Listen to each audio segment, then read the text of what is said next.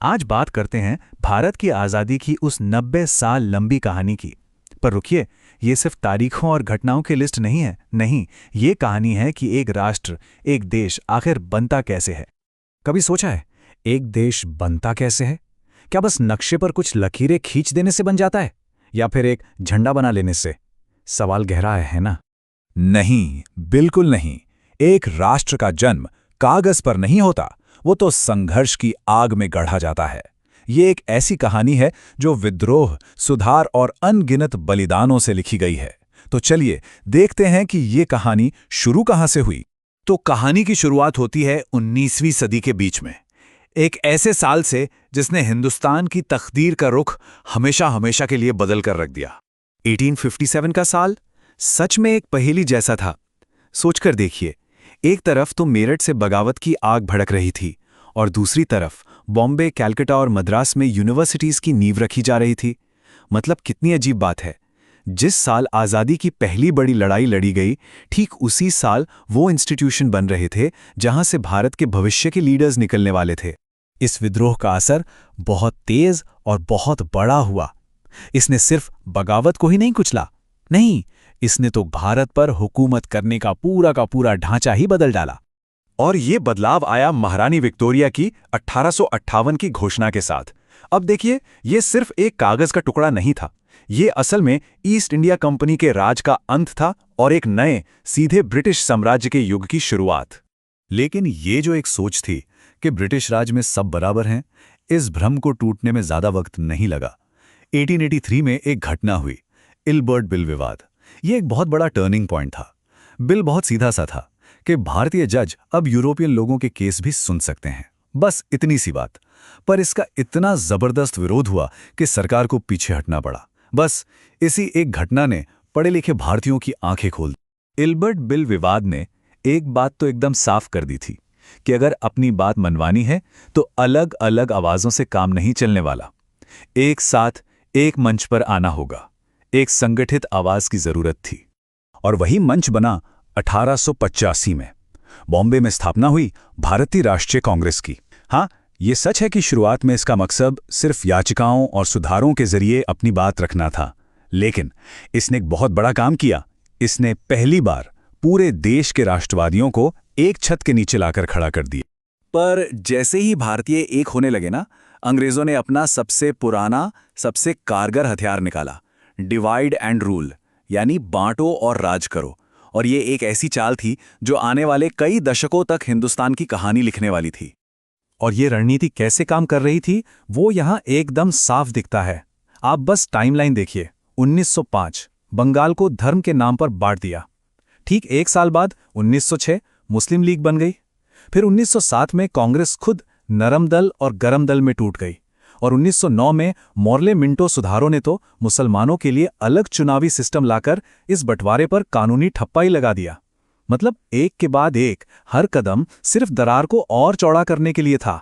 लेकिन फिर आया साल 1915 और दक्षिण अफ्रीका से एक ऐसा इंसान भारत लौटा जो इस लड़ाई के सारे नियम बदलने वाला था। वो थे मोहनदास करमचंद गांधी। गांधी जी अपने साथ एक बिल्कुल नया विचार लेकर आए थे, सत्याग्रह, जिसका मतलब है सत्य के लिए आग्रह, सच की ताकत। और ये एक ऐसा हथियार था जो आगे चलकर तोप और तलवार से भी ज्यादा ताकतवर साबित हुआ। और गांधी जी के आते ही आजादी की लड़ाई कुछ पढ़े लिखे लोगों के कमरों से निकलकर पूरे देश का आंदोलन बन गई, एक जन आंदोलन। देखिए ये कैसे हुआ। 1919 का जलियांवाला बाग हत्याकांड, इसने पूरे देश के भरोसे को जलाकर राख कर दिया। और इसी गुस्से की आग से निकला 1920 का असहयोग आंदोलन। और फिर 1930 में नमक के लिए दांडी मार्च, जिसके साथ शुरू हुआ सविनय अवज्ञा आंदोलन। इसने तो ब्रिटिश साम्राज्य की नींव तक हिला दी थी। लेकिन यह समझना भी जरूरी है कि लड़ाई का सिर्फ यही एक रास्ता नहीं था, एक और धारा भी थी, भगत सिंह और उनके जैसे क्रांतिकारियों की। उनका मानना था कि सिर्फ अहिंसा से आज़ादी मिलना मुश्किल है। उनका रास्ता गांधी जी से अलग जरूर था, पर जैसा भगत सिंह ने खुद कहा था, उनका मकसद किसी की जान लेना नहीं था, बल्कि बहरों को सुनाने के लिए धमाके की जरूरत होती है। और इन सभी आंदोलनों का, इन सभी धाराओं का मिला जुला असर ये हुआ कि 1929 आते आते लड़ाई का लक्ष्य ही बदल गया। अब बात छोटे मोटे सुधारों की नहीं थी। लाहौर में कांग्रेस के अधिवेशन में ऐलान हुआ कि अब हमें स्वशासन नहीं चाहिए। लक्ष्य एक ही था, पूर्ण स्वराज, यानी कंप्लीट इंडिपेंडेंस, पूरी आजादी। पूर्ण स्वराज का ऐलान तो हो गया, लेकिन मंजिल अभी भी दूर थी। अब हम इस कहानी के आखिरी, सबसे मुश्किल और शायद सबसे दर्दनाक दौर में पहुंच रहे हैं। एक ऐसा दौर जिसके बैकग्राउंड में दूसरे विश्व युद्ध का साया मंडरा रहा था। 1940 का दशक शुरू होते होते भारत की राजनीति दो नारों के बीच फंस गई थी। 1942 में कांग्रेस ने कहा, भारत छोड़ो, मतलब अंग्रेजों अब सब कुछ छोड़कर यहां से जाओ। तो इसके जवाब में 1943 में मुस्लिम लीग का नारा आया, बांटो और छोड़ो, मतलब आज़ादी दो लेकिन पहले देश को बांटो। ये दो ऐसी मांगे थी जिनमें कोई समझौता हो ही नहीं सकता था। और इसी बीच कुछ और ऐसी घटनाएं हुई जिन्होंने ब्रिटिश राज के ताबूत में आखिरी कील ठोकने का काम किया। एक तो दूसरे विश्व युद्ध ने ब्रिटेन की कमर तोड़ दी थी। फिर सुभाष चंद्र बोस की आज़ाद हिंद फौज के सैनिकों पर जब मुकदमे चले तो पूरा देश उनके साथ खड़ा हो गया। और 1946 में जब रॉयल इंडियन नेवी के भारतीय सैनिकों ने ही बगावत कर दी तो अंग्रेजों को समझ आ गया कि अब खेल खत्म हो चुका है। अब अंग्रेजों के पास भारत छोड़कर जाने के अलावा कोई और रास्ता बचा ही नहीं था।